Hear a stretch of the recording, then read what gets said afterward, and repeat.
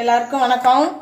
பாருங்க, இன்னைக்கு என்ன செய்ய போறோம்னா கருணக்கிழங்கு, சட்டிக்கரணை, காராக்கரணை, பல விதமாக சொல்லுவாங்க. சேனக்கிழங்கு, அந்த மாதிரி பெரிய பெரிய கருணக்கிழங்கு இருக்குல்ல, அந்த கருணக்கிழங்கு இதை கொஞ்சம் இந்த மாதிரி வெள்ளையாக இருக்குது பாருங்கள். இந்த மாதிரி பார்த்து வாங்கிக்கோங்க. அது கரகரன்னு இருக்காது. ரோஸ் கலராக இருந்ததுன்னா அது கரகரன்னு இருக்கும். இந்த மாதிரி கட் பண்ணி எடுத்துக்கோங்க. வாங்க இன்னைக்கு வறுவல் செஞ்சிடலாம்.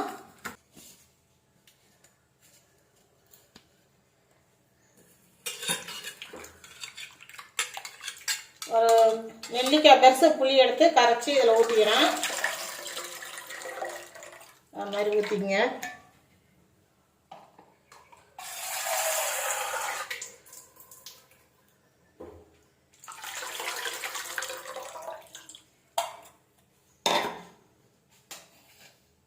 இதில் கொஞ்சமாக உப்பு போட்டுக்கலாம்.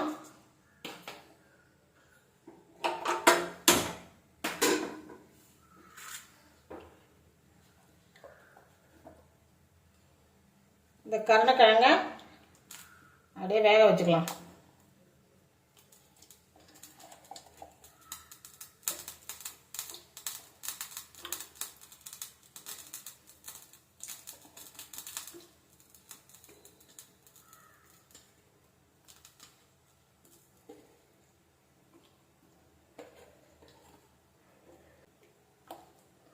இந்த மாதிரி புளியும் உப்பும் போட்டு வேக வைக்கிறதுனால கரகரப்பெல்லாம் எதுவும் இருக்காது.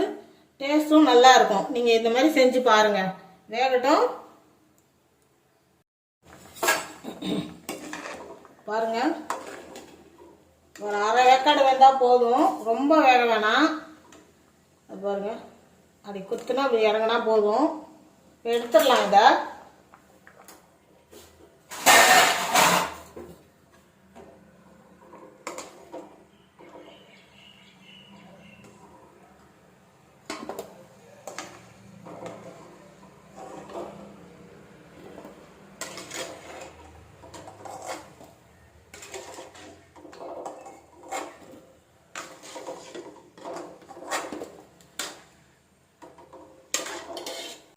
இந்த மாதிரி பாதி வந்ததுன்னா போதும். இது நல்லா ஆறட்டும். இப்போ மசாலாலாம் அதுக்கு ரெடி பண்ணிடலாம். வாங்க, கருணக்கிழங்குக்கு மசாலா ரெடி பண்ணிடலாம். ஒரு ஸ்பூன் மிளகாத்தூள், ஒரு அரை ஸ்பூன் கார்ன்ஃப்ளவர், கரம் மசாலா, கொஞ்சமாக மஞ்சத்தூள், ஒரு அரை ஸ்பூன் மிளகுத்தூள், அரை ஸ்பூன் ஜீரகத்தூள். இது எல்லாத்தையும் ஒன்றா போட்டுக்கலாம்.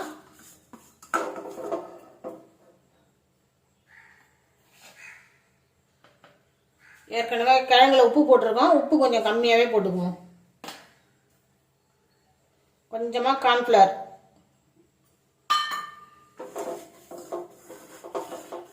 இது எல்லாத்தையும் நல்லா கலந்து விட்டுக்குவோம்.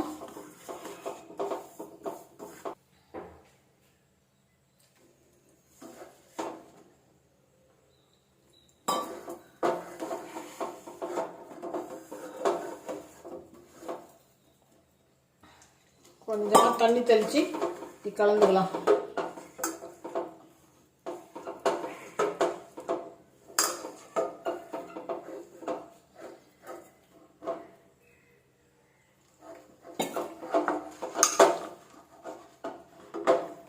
இந்த மாதிரி பேஸ்ட் மாதிரி கலந்துக்குவோம். இந்த கிழங்கை ஒன்று ஒன்றா எடுத்து இப்படி பெரட்டி எடுத்து வச்சுக்கலாம்.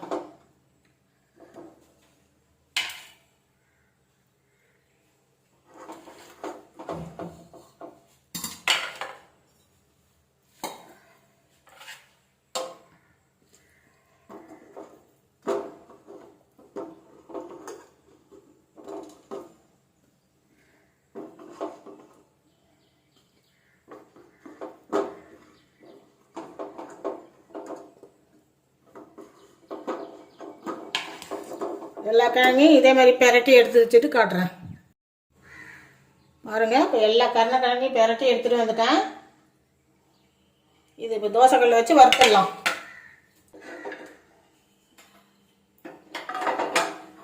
தோசைக்கல் வச்சுக்கலாம். தோசைக்கல்ல கொஞ்சமாக எண்ணெயை தடவிக்கலாம்.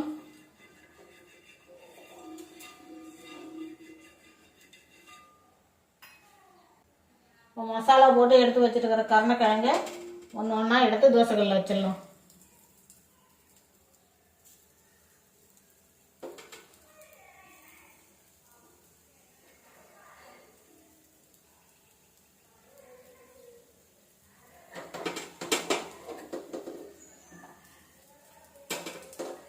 இந்த மாதிரி நீங்கள் செஞ்சு சாப்பிட்டு பாருங்கள்.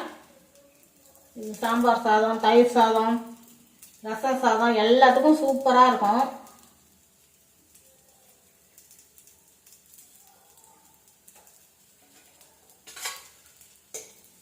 அப்படியே சுற்றி எண்ணெய் விட்டுக்கலாம்.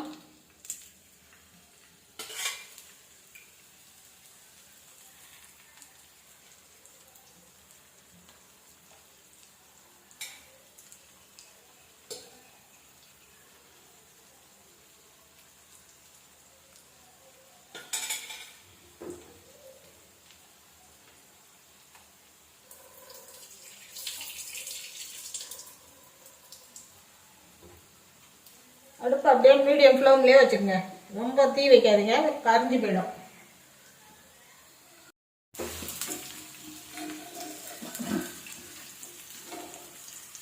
பாருங்க, ஒரு பக்கம் வந்துருச்சு.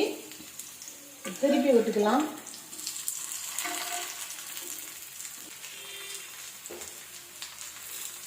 கருவேப்பிலை ஒரு கொத்து அப்படியே மேலே வச்சுக்கலாம்.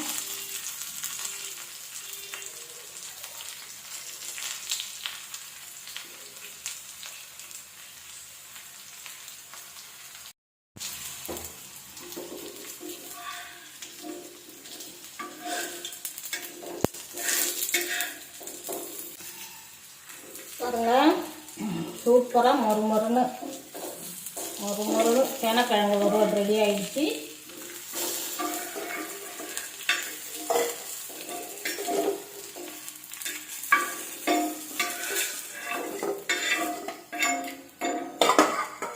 இப்போ மீதி இருக்கிற கிழங்கையும் போட்டு எடுத்துக்குவோம் அதே மாதிரி.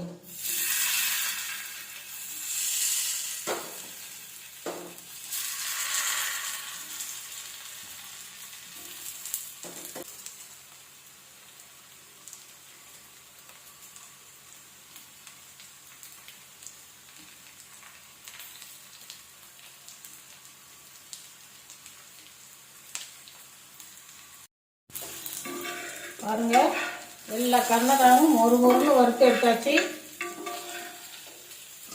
நீங்கள் நல்ல கருணக்கிழங்கா பார்த்து வாங்கினீங்கன்னா கொஞ்சம் கூட கரகரப்பே இருக்காது, சூப்பராக இருக்கும்.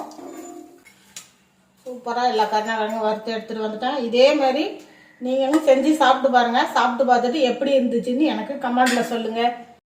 இந்த வீடியோ பிடிச்சிருந்தா மறக்காமல் ஒரு லைக் பண்ணுங்கள்.